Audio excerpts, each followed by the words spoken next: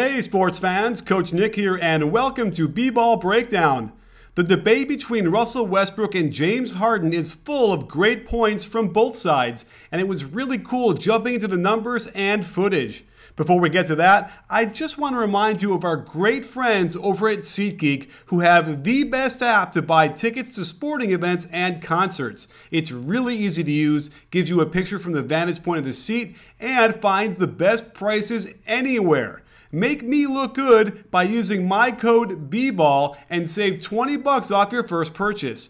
SeatGeek is the only place you ever need to look for tickets. Who knows? Maybe you'll get seats for the next Rockets vs. Thunder game so you can decide for yourself which player is better. The 2016-17 season has certainly had its share of intriguing storylines, but none is more captivating than what is happening down in Oklahoma City and Houston. What's even more juicy about a comparison of Russell Westbrook and James Harden is that they used to be teammates until Harden was unceremoniously traded away in a salary cap saving attempt by Sam Presti. So let's look at these two NBA stars to see who is better and, more importantly, who is having the better season. Free from the long shadow of Kevin Durant, it's no surprise Russ has upped his numbers across the board. Westbrook's numbers are historic to be sure, but so is his usage rate, which means he's been given the keys to the team and instructed to drive the car fast. And when you compare James Harden's numbers, you'll see they are equally breathtaking in both their volume and efficiency. Russ leads in points and rebounds, while Harden plays more minutes, gets more assists, and shoots better from the field. But it's going to take a much deeper dive into the numbers and the footage to figure out which player is truly better.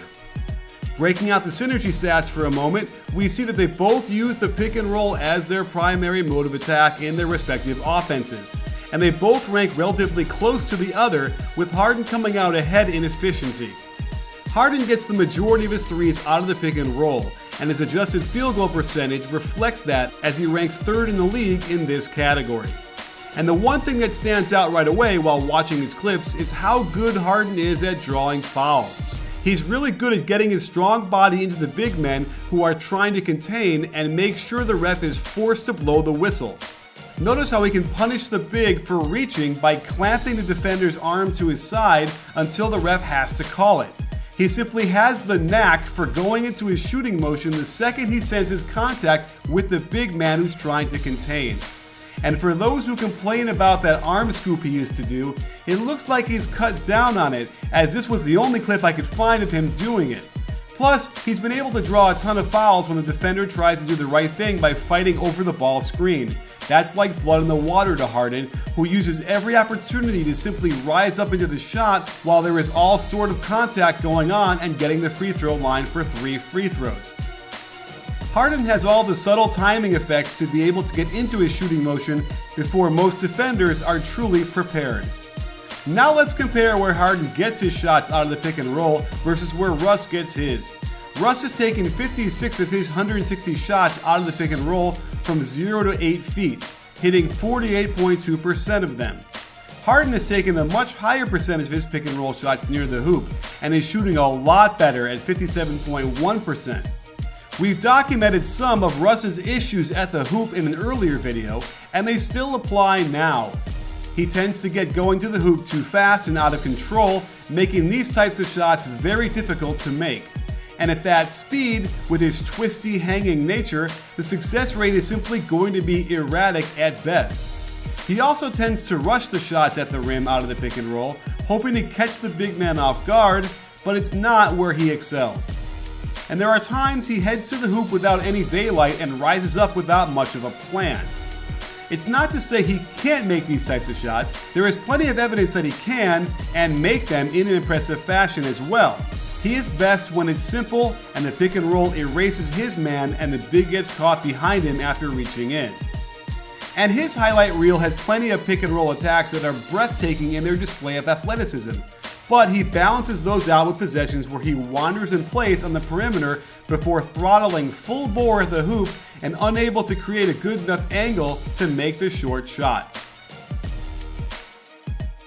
It appears Russ kind of ignores the defense as he assaults the rim, treating defenders as if they're invisible and not trying to make solid contact that would force the refs to give him more calls.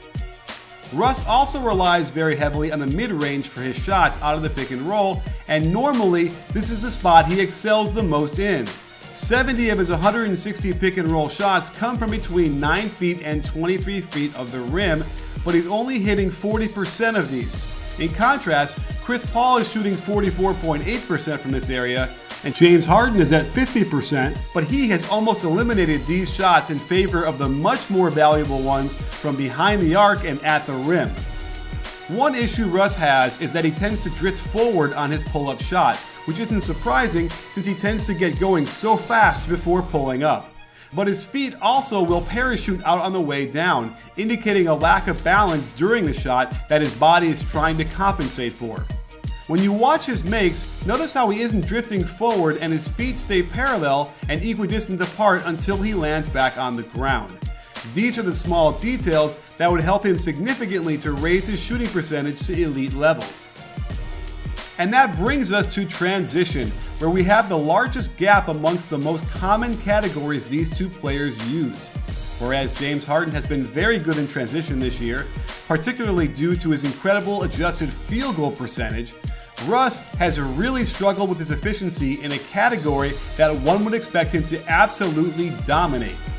One way Harden has done so well in transition is with pull-up threes, and when he's got the ball on the dribble, it doesn't matter so much how close the defender is. He can find his rhythm and get the ball off over the defense. Half of his total transition field goals are on threes, and this is something he should probably look to do even more of. But Harden has also mastered the art form of drawing fouls in the open court as well, where he can use his very strong body and change of pace to keep defenders off balance and cause very obvious contact. Plus, his full-speed Euro-stepping with great touch also has defenders guessing which way he's going to go. When they don't foul him, he's getting off a good shot. Like we said earlier about Russ, he tends to drift away from the defender, preferring to out-jump and out-quick them to release his shots, and this has led to a lot more misses than makes in the open court. And when he has the chance to really cause some contact and get to the line, he misses the opportunity, leaving him with an off-balance and awkward shot at full speed. It's almost as if he has so little respect for the defense that he doesn't consider that they can affect his shot until it's too late, and as a result, his ranking is near the bottom of all players with at least 50 transition possessions. Now that's not to say he can't make these types of shots. His highlight reel this year is filled with off-foot twisty finishes at speeds that very few players could ever hope to make. Unfortunately, they get followed up with more out-of-control and off-balance shots that are taken when he gets into the air without much of a plan. And against other professionals and world-class athletes, those transition possessions come up empty often. Isolation is also a major source of shots for both of these players, and Harden's ranking so far is a total aberration for him. Looking at how he gets his ISOs, they're primarily off of mismatches after a pick and roll. The very sound offense that the Cavaliers proved could work in the finals last year. And this action has generated good looks from the three-point line for him, as most bigs need to give him space to contain his drives. But he's gotten a little sloppy on his finishes even after he blows right by the big to get the layup, and it has hurt his efficiency so far. And the screens haven't been consistently effective to force the switch, so you can see how these isolations against his own man can end up being very difficult shots to make with a hand in his face, and stepping back to the inefficient long two areas he does well to avoid normally.